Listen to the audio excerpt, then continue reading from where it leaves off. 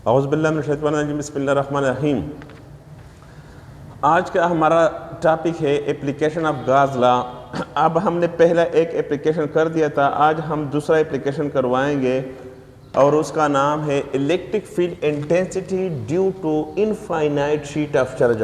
हम electric field intensity मालूम करते हैं एक इनफाइनाइट शीट ऑफ है। इनफाइनाइट का मतलब यह होता है कि यह हमारे पास एक शीट है और इसका थिकनेस निग्लिजिबल थिकनेस, और यह हमारे पास इसका लेंथ है। लेंथ के मुकाबले में इसका थिकनेस जो है इंतहाई कम है इस शीट का, तो इसको हम कहते हैं इनफाइनाइट शीट। ये बच्चों वाला इनफाइनाइट नहीं है कि ये लामहदूद होता है, इस तरह इसका कोई हद नहीं मालूम होता है। इसका मतलब ये नहीं होता, इसका मतलब ये होता है कि the length of the sheet is very large as compared to the negligible thickness. It's called infinite sheet. हमने एक इनफाइनाइट शीट ले लिया और इस इनफाइनाइट शीट पर हमने चार्ज जो है पॉजिटिव चार्ज हमने डिस्ट्रीब्यूटेड किया। I have a positive charge is a uniform positive charge is distributed to the infinite sheet of charge। इस शीट में से हम इलेक्ट्रिक फील्ड इंटेंसिटी हम मालूम करते हैं। तो इसको मालूम करने के लिए पहले हम गाज़ लॉ अप्लाई करेंगे। गाज़ लॉ के बगैर हम इसका इलेक्ट्रिक फील्ड इंटेंसिटी मालूम नहीं कर सकते हैं। तो पहले हम गाज़ लॉ इस्तेमाल करेंगे। तो हमने एक शीट ले लिया, यह हमारे पास एक शीट है। इस शीट पर हमने एक गैसियन सरफेस, ये सिलेंडर की शक्ल में, ये सिलेंडर है, जिस तरह ये पेन जो होता है, पेन ये बिल्कुल सिलेंडर की शक्ल का नज़र आता है। ये पेन जो है, तो इस शीट पर हमने एक गैसियन सरफेस, इस तरह दरमियान में हमने गैसियन सरफेस डाल दिया। तो इस गैसियन सरफेस के तीन हिस्से, एक हिस्सा यह है जो आपको नज़र आता है, और दूसरा हिस्सा हमारे पास यह है, ये जो आपको इधर नज़र आता है। तीसरा हिस्सा इसका ये वाला हिस्सा है। तो इस गैसियन सरफेस में से, इस गैसियन सरफेस की मदद से हम इस जो शीट है, इस शीट का हम इलेक्ट्रिक फ्लक्स मालूम करते हैं। तो पहला इसको मालूम करने के लिए हम इसको तीन हिस्से में तकसीम करते हैं। पहला हिस्सा हमारे पास ये है, यह हमारे पास इनफाइनाइट शीट ऑफ चार्ज है। इसमें से एक गैसियन सरफेस हमने इस तरह इंक्लूड किया, और ये साइड जो होता है, ये साइड आप देखो ना, इस साइड का डायरेक्शन जो होता है ये आपकी तरफ है, और इसका जो इलेक्ट्रिक फील्ड लाइन जो होते हैं, जब इस शीट में जो जमा चार्ज है वो भी आपकी तरफ है। जब ये दोनों आपकी तरफ होंगे तो उस दौरान आप एंगल क्या लगाएंगे? ज़ीरो लगाएंगे। पहले हम आपको थोड़ा सा इस पर, हमने एक वो सरफेस, ये वाला सरफेस ले लिया, हमने एक सरफेस ले लिया कि इसका एरिया का डायरेक्शन ये है, और इलेक्ट्रिक फील्ड लाइंस का डायरेक्शन ये इलेक्ट्रिक फील्ड लाइंस का डायरेक्शन है, और ये हमारे पास एरिया का डायरेक्शन है। इस दौरान आप एंगल क्या लगाएंगे? ज़ीरो लगाएंगे। फ्लक्स का फार्मूला हमारे पास बराबर है, फ्लक्स का formula is equal to E dot A. और ये जो हमने इस सिलेंडर पर जो हमने ये को, इसको हम कहते हैं गैसियन सरफेस, इसको हम कहते हैं गैसियन सरफेस। इस गैसियन, ये हमारे पास इमेजिनरी सरफेस है, और इसकी मदद से हम इलेक्ट्रिक फील्ड इंटेंसिटी मालूम करते हैं। इस शीट का हम इलेक्ट्रिक फील्ड इंटेंसिटी मालूम करते हैं। तो फ्लक्स का फार्मूला है ई डॉट ए, डॉट को मैंने ख़त्म किया ई ए कॉस थीटा। और इस दौरान आप इस पहले हिस्से का हम इलेक्ट्रिक फ्लक्स मालूम करते हैं। तो एरिया का डायरेक्शन और इलेक्ट्रिक फील्ड लाइन का डायरेक्शन दोनों सेम है, या एरिया का जो डायरेक्शन है वो एरिया के परपेंडिकुलर है। ये एरिया का जो ये एरिया है और एरिया का ये डायरेक्शन इसके परपेंडिकुलर है। एरिया का डायरेक्शन और इलेक्ट्रिक फील्ड लाइन का डायरेक्शन दोनों सेम है, पैरेलल है, तो हम एंगल ज़ीरो लगाएंगे। तो इस तरह हम लिखते हैं कि ई ए कॉस ज़ीरो, और cos ज़ीरो हमारे पास बराबर है 1 के। तो ये इधर फ्लक्स 1 पैदा हो गया, इस तरह हम इसको फ्लक्स 1 लिखते हैं।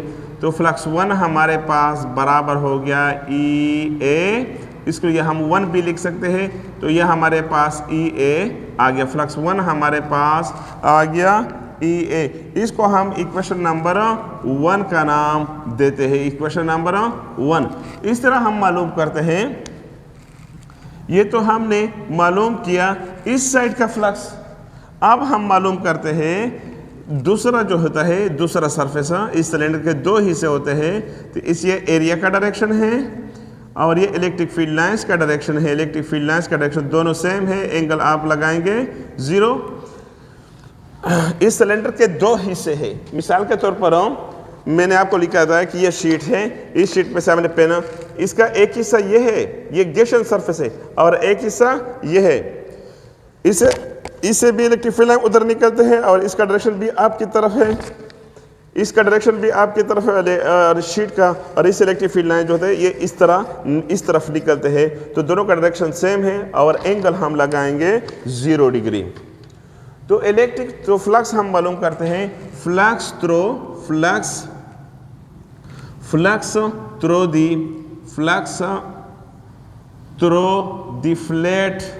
द फ्लैट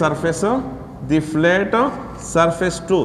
दूसरा जो सरफेस है, इस शीट का जो दूसरा सरफेस है वो हम मालूम करते हैं। ये वाला हिस्सा, इसका हम फ्लक्स मालूम करते हैं।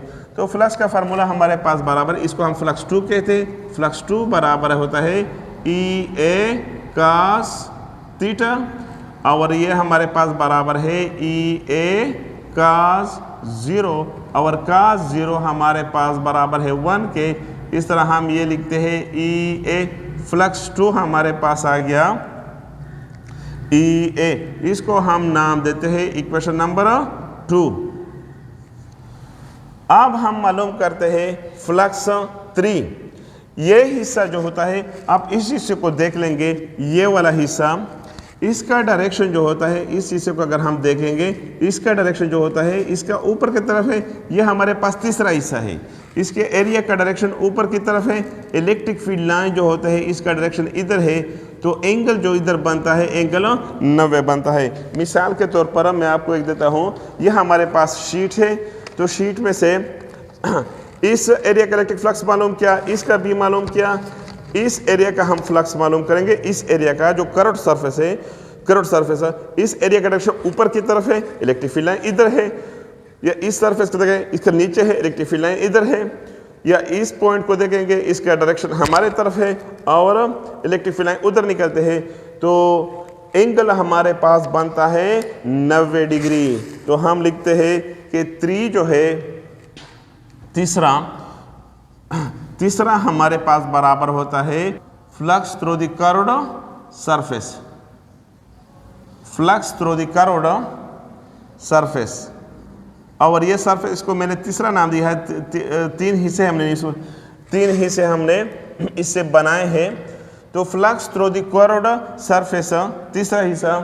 तो कर्व्ड सरफेस में हम लिखते हैं कि फ्लक्स हमारे पास बराबर है, फ्लक्स 3 हमारे पास बराबर है EA cos थीटा। तो इस दौरान आप एंगल 90 लगाएंगे। जब एंगल 90 होगा, cos एंगल हमारे पास बराबर है 90 डिग्री, और cos 90 हमारे पास बराबर है 0 के। तो इस तरह हम लिखेंगे EA cos 90 डिग्री, और cos 90 हमारे पास बराबर है 0 के। EA 0 जिसके साथ भी ज़रब करेंगे वही 0 आता है।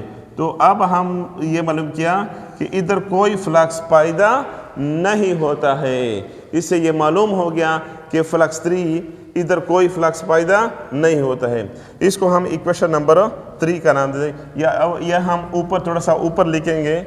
फ्लक्स 3 हमारे पास बराबर है, फ्लक्स 3 हमारे पास बराबर है 0 के। इसको मैंने इक्वेशन नंबर 3 का नाम दे दिया। अब हम 1, 2 और इन तीनों को हम कंबाइन करेंगे, जमा करेंगे, और इसका हम टोटल फ्लक्स मालूम करेंगे। तो अब हम लिखते हैं टोटल फ्लक्स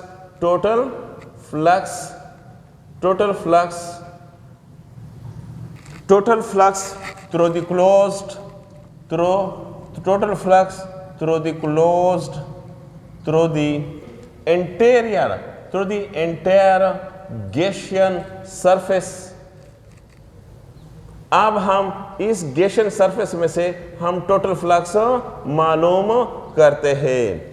टोटल फ्लक्स हमारे पास बराबर है, टोटल फ्लक्स हम मालूम करते हैं, टोटल फ्लक्स यह हमारे पास बराबर होता है flux 1 plus flux 2 plus flux 3।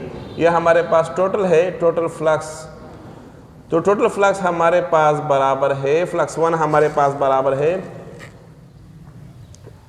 EA, flux 1 की वैल्यू हमारे पास है EA प्लस फ्लक्स 2 की वैल्यू है प्लस EA प्लस फ्लक्स 3 की वैल्यू हमारे पास है वो 0 के बराबर है। अब हम EA प्लस EA इन दोनों को हम जमा करेंगे, जब जमा करेंगे तो टोटल फ्लक्स हमारे पास आता है 2EA। ये फार्मूला आ गया, इसको मैं एक इक्वेशन का नाम देता हूँ और ये टोटल फ्लक्स हमने इस गैसियन सरफेस में से हमने टोटल फ्लक्स मालूम किया। तो ये जो टोटल फ्लक्स हमने मालूम किया, ये इसमें हमने इलेक्ट्रिक फील्ड इंटेंसिटी हमने मालूम नहीं किया है, तो अब हम गाज लॉ इस्तेमाल करेंगे और गाज लॉ की मदद से हम इलेक्ट्रिक फील्ड इंटेंसिटी मालूम करते हैं। अब हम गाज लॉ इस्तेमाल करेंगे according to Gauss law, according to Gauss law, Gauss law के मुताबिक गाज लॉ हमारे पास बराबर है, फ्लक्स हमारे पास बराबर है Q divided by epsilon naught. Q divided by flux is equal to Q divided by epsilon naught. इसको मैं एक इक्वेशन का नाम देता हूँ इक्वेशन नंबर B। इस A और B को हम कंपेयर करते हैं, कंपेयर करने के बाद कंपेयर A एंड B। अब हम A और B को कंपेयर करते हैं, compare A and B, compare किया, एक तरफ ये लिखे और दूसरी तरफ हम ये लिखते हैं, तो ये 2EA हमारे पास आ गया इज इक्वल टू, दूसरी तरफ हम ये लिखते हैं Q divided by epsilon not. इस साइड को हम दूसरी साइड पे लेके जाएंगे तो E हमारे पास रह गया, E इधर 2 इधर ज़रब है उधर तकसीम में चला जाएगा, Q डिवाइडेड बाई 2 और A जो है E के साथ ज़रब है इधर आ जाएगा तकसीम में, बटा की शक्ल बटा में आ जाएगा 2A एप्सिलॉन नॉट। अब हमने इलेक्ट्रिक फील्ड इंटेंसिटी मालूम किया, ये हम इलेक्ट्रिक फील्ड इंटेंसिटी हमने मालूम किया। तो इस सरफेस एक और चीज़ हमसे रह गया है कि इस शीट के सरफेस पर चार्ज है और इसको हम डेंसिटी कहते हैं। तो डेंसिटी हम लिखते हैं, डेंसिटी को हम सिग्मा से ज़ाहिर करते हैं। Density is the sigma is the surface, sigma is the surface charge density, sigma is the surface charge density. तो इस तरह हम लिख सकते हैं कि sigma is equal to charge per unit area, charge per unit area. इस तरह हम 1b इसके नीचे 1b लिख सकते हैं, ये इसका हम इसके साथ ज़रब करेंगे, 1 एरिया को हम सिग्मा के साथ ज़रब करेंगे, Q हमारे पास आ जाता है सिग्मा A। इसको हम एक इक्वेशन का नाम देते हैं, इसको इक्वेशन नंबर, इसको मैंने इक्वेशन नंबर C का नाम दे दिया और इसको मैंने इक्वेशन नंबर D का नाम दे दिया और D को पुट करेंगे, पुट D इन C में पुट करें तो E हमारे पास इलेक्ट्रिक फील्ड इंटेंसिटी हमारे पास आ गया, Q की जगह हम ये लिखते हैं sigma A divided by 2A epsilon not. Area और एरिया हमने कैंसिल किया, इलेक्ट्रिक फील्ड इंटेंसिटी हमारे पास आ गया sigma divided by 2 epsilon not.